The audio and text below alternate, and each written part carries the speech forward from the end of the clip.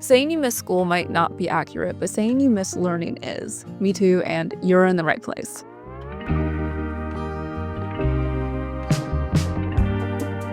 I saw Elizabeth Sheen's video on TikTok about making a personal curriculum and fell in love with the idea, immediately made one. It gets a lot more structure to self-learning, at least the way I do it, which, my self-learning consists of stumbling across a book that I find interesting and want to read and then check it off my TBR. With a personal curriculum, you pick a focus and do research to find learning materials for that focus. And you usually have a deadline. I love it. So I'm going to show you how I made my syllabus for my personal curriculum for fall 2025. One of my classes is kind of like a 101, an introduction class.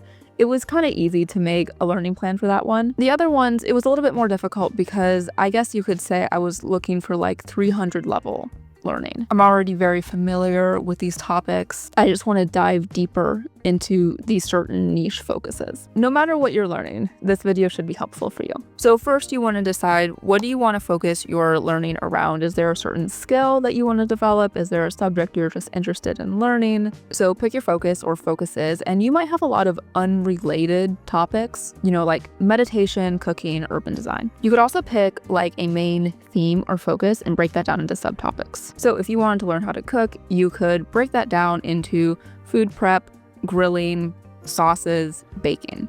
I'm doing a mix. I have a theme that I broke down into subtopics, and then I have just a random thing I want to learn about. You also want to get clear about what you want to achieve or learn by the end of the course. And if you want to develop a skill or learn a new skill, I would reverse engineer that to figure out to achieve that skill. What do I have to learn? So to use the cooking example again, let's say that at the end of the course, you want to host a successful Thanksgiving dinner. There are some skills you're going to have to learn with that, like cooking, but also decorating and hosting. You also want to choose your time frame. I've seen people do 1 month, so every month they switch a topic. That's a little much for me, and I do want to go deeper into topics, but I think that's really good if you want to just be introduced to a topic. So if you're like me and you want to read more than 1 to maybe 3 books, which that's probably the most an average person would be able to fit into 1 month, you might want to think about scheduling it as a semester. So I'm starting on September 1st and I'll be ending at the end of the year. So you have your topics for your courses figured out. Now give them a name. If you need inspiration, I would search #curriculum club on TikTok. People have gotten super creative and fun with their names. Mine are kind of boring. One of my courses is just called Intro to Genesis.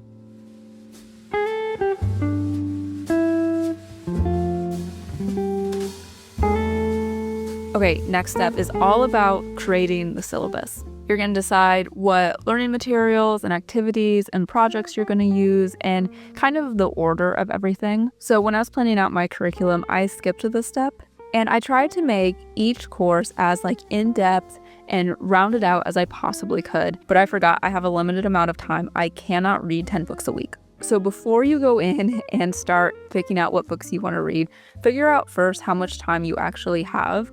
I found that I could have about an hour every morning before work to dedicate to reading. So plan to do something every single weekday. I would say probably not that realistic, but since I only scheduled 1 hour every day, if I happen to miss a day, I can probably make that up on the weekend. Okay, moving on to the actual making of the syllabus, you're going to get your learning materials. So if you're doing a 101 type class, an introduction to something, see if there's already a college class on it. This is what I did for Intro to Genesis. I found a syllabus from a college professor who included the dates, the assigned reading, and additional reading. So I picked up one of the additional readings, and I'm just gonna follow that. This was the easiest course to plan out. Make sure you're typing in, intro to blank syllabus, intro to blank college course. It might end up saving you a ton of time. For the other courses, and I'll get into later what my personal curriculum is, but for the other courses, it was a little bit more difficult because like I said,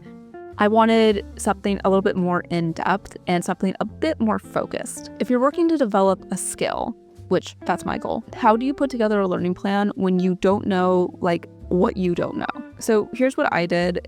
It doesn't work perfectly, but it can get you kind of on the right path. First, look for any obvious gaps in knowledge or in skill sets. For example, when I work, I know I'm not as locked in as I need to be. So that's one problem, and I'll dedicate a course to trying to fix that. So if there's anything you want to learn or skill you want to develop that books and other traditional learning media, like, it just won't be helpful. And then third, look for anything that can round out your learning experience on a topic. So I've read a ton of business and marketing and branding books, but there are some popular ones that I haven't read. You know, they have really great reviews. Industry leaders seem to love these books, so I looked into those. Now, with this, there's kind of like two outcomes. Really, this is with any course, because if you haven't reviewed this material, you don't exactly know what's in the material. And if you know what's in the material, that kind of defeats the point of your personal curriculum. So outcome one, I get some sort of value from the things that I learn. And outcome two is I don't.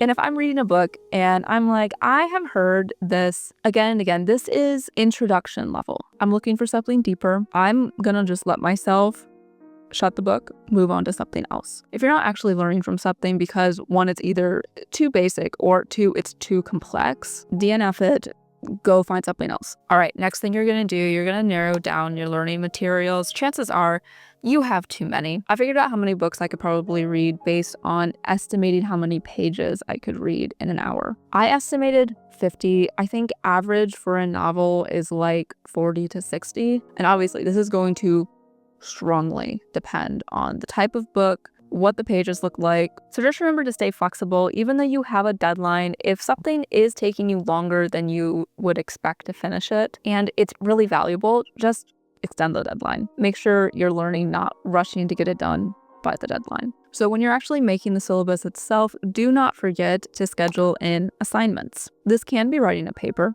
It does not have to be writing a paper though. You might be able to find a pre-made test online that you could take. You can have projects, you can have like a big capstone course at the end, you can have little projects throughout. Let's use the Thanksgiving example again. If you are leading up to that big project at the end, which is hosting Thanksgiving dinner, maybe every Saturday night you dedicate a few hours to cooking one food using a technique that you learned about. And you don't have to have projects for every single course either. Do what makes sense for you. Do what makes sense based on what your goals are and like what the topic is. A note on project assignments, you may want to cut the learning time in half. So do like 30 minutes of learning, 30 minutes of working on a project, or try to find even more time in your schedule to dedicate to the project. Do not just cram your schedule full of learning and then assign a project or an essay or a test and give yourself like no time to actually complete that. Okay, it's time to get set up. I like to use Notion. It gives me a lot of flexibility in the way I set it up to be able to like move things around and adjust as I need to. And I will show you my Notion, but first I think it would make sense if I explained my personal curriculum first. So first I have methods of creative ideation. For this, I am reading A Technique for Producing Ideas, The Accidental Creative, How to Be Brilliant at a Moment's Notice. That one I already read and I got that from the library. Predatory Thinking, A Masterclass in Outthinking the Competition. That one I ordered and it's still on its way. Be here in like a month, which is kind of annoying. I'm reading Idea Flow, The Only Business Metric That Matters. And then I am reading Do Interesting, Notice, Collect, Share. And that one is still on its way. Next, as I told you, I have the Intro to Genesis class. Obviously, I'm reading Genesis. I'll be using the Bible that I have, and I will be reading the assigned reading out of Reading the Old Testament, an Introduction. My next course is Growth Strategy and Brand Positioning for YouTube. And the first book is Superfans, The Easy Way to Stand Out, Grow Your Tribe, and Build a Successful Business. I'll also be reading ZEG, The #1 Strategy of High Performance Brands. That book is still on its way. I'll be reading Blue Ocean Strategy. This I can get from the library. And I also have some studies and articles. I didn't put who they were by. Sorry. But I have everything we've ever learned about YouTube growth, emotional connections that make stories go viral, algorithmic experts selling algorithmic lore on YouTube, the 4 basic strategies for YouTube viewership growth. I kind of skimmed and they seem interesting. My 4th course is Creativity and Flow State for Working from Home. This is kind of related to creative ideation, but this is more about creativity in general and then like workspace and stuff and being productive. The first book is Flow, The Psychology of the Optimal Experience. Also be reading Finding Flow, The Psychology of Engagement with Everyday Life. I'll be reading Deep Work, and I believe I'm getting this one from the library. And already read these from the library: My Creative Space, How to Design Your Home to Stimulate Ideas and Spark Innovation, and Home Office Solutions. I'll also be reading Your Brain on Art, How the Arts Transform Us, and Do and Habit, Style Your Space for a Creative and Considered Life. The last course in this is using non-traditional learning media. This is my trend analysis course. I want to stay up to date on the social media landscape and trends on social media. So for this one, I subscribe to a ton of newsletters. I'm going to dedicate one day to kind of clearing my inbox and reading all of them. And over time, I'll figure out like what isn't helpful, what do I need to unsubscribe from, and then what is really helpful. Now, reading the newsletters, it probably won't take an hour to do, at least not usually. So I set up 2 new accounts, one on TikTok, one on YouTube, and I'm just scrolling as one of my target personas would. That way, over time, it will become useful. Right now, it's not so useful, but it will be eventually. And then I'll be able to catch the trends in real time, which is fun.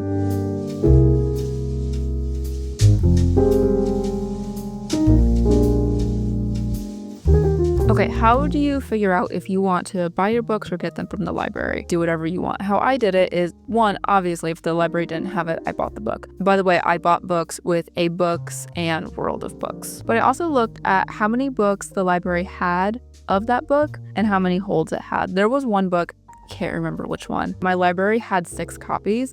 All of them checked out, ton of holds. So I decided to buy it instead. Anyways, let's get on to my personal curriculum Notion. If you go into like the Notion templates and just search study planner, this one will come up. It's perfect for what I need. The other ones were a little bit too complicated, and I didn't change it too much, but I'll show you how I'm using it. So fall 2025, you have all my courses right here: methods of creative ideation, trend analysis, growth strategies for brand and positioning for YouTube, creativity and flow state for working from home, and intro to Genesis. So if you click into each one, I just have it down to readings and syllabus. I didn't even fill anything in for syllabus. I just left that as an option in case I wanted to do that. For readings, oh, I actually need to update this.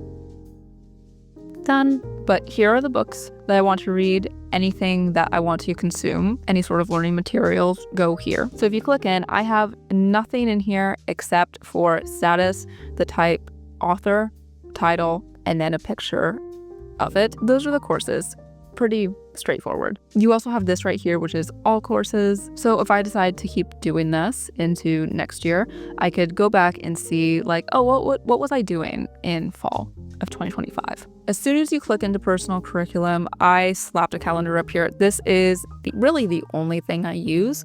And this is great because you can drag everything around. So if we go on Monday, you see I have read newsletters, and that's labeled as reading. And I have the course selected. That way I know what I'm doing for what class. I have obviously like make the accounts, that's labeled as a project. And I have scroll accounts, that's labeled as an assignment. You can see on Wednesday, I did not finish the assigned reading. I got to like page 74 or something. I can just drag that to Saturday, and there you go. See, it's so easy, and that's why I really love having this in Notion. I did obviously make documents of the syllabus. Make sure you do that, because when you go to put everything into Notion, it just makes everything a lot easier. So one of my projects, since a lot of this is YouTube related, we have trend analysis, we have growth and brand positioning for YouTube, we have creative ideation, all that stuff. Posting a YouTube video would be a perfect small project. So I have that about every other week. You might notice I do not have methods of creative ideation on September. And that's what's really, really great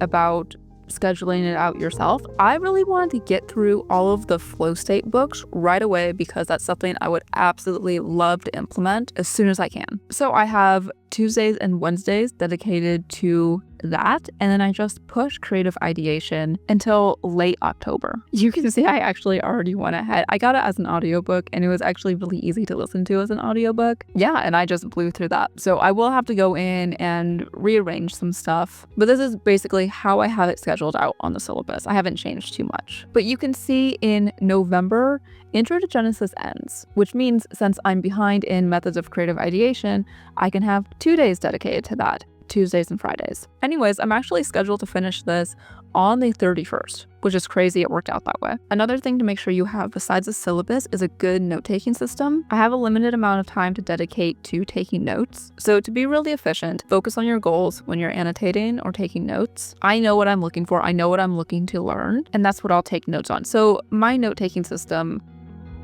I'll show you actually.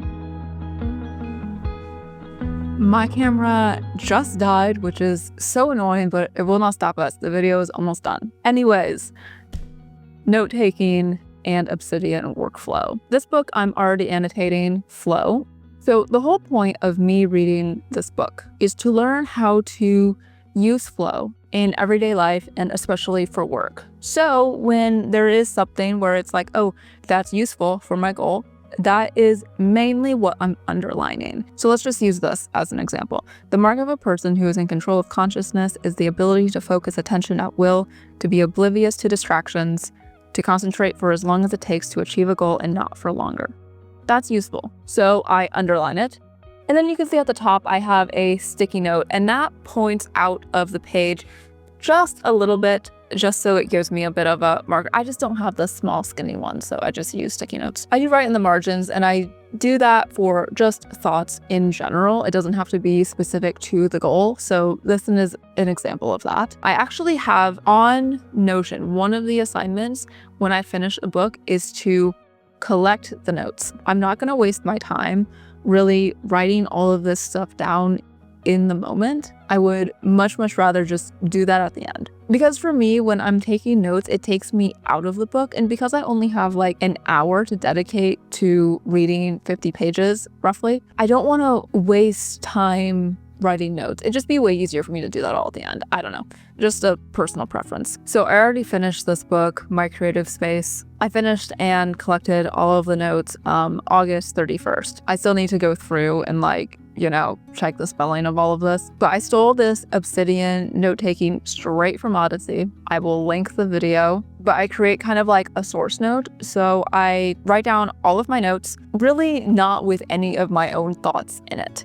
So these are just quotes that I want to remember, organized in a way that makes sense. Usually this is chronologically, but not always. But at the end of the semester or whenever I feel like doing it, I can go through, take a bunch of, my source notes, and then create my own thoughts or essays or things I want to try and link back to all of these source notes. I'm in the middle of trying to decorate my office. So once all of the books are read that have to do with decorating and your environment, then I'll go through and see okay, what can I use? How can I use it? And then make a whole document dedicated to that. Super simple note-taking strategy. Don't make it too complicated for yourself. But if that's what you want to do, that's what you want to do and go for it. And that actually brings me to my last few notes that I want to say before I let you go. Keep it fun in whatever way that means for you. It can be, taking these really long, really in-depth notes. It can be buying cute pens and notebooks and folders and stationery. It can be making it really cozy by,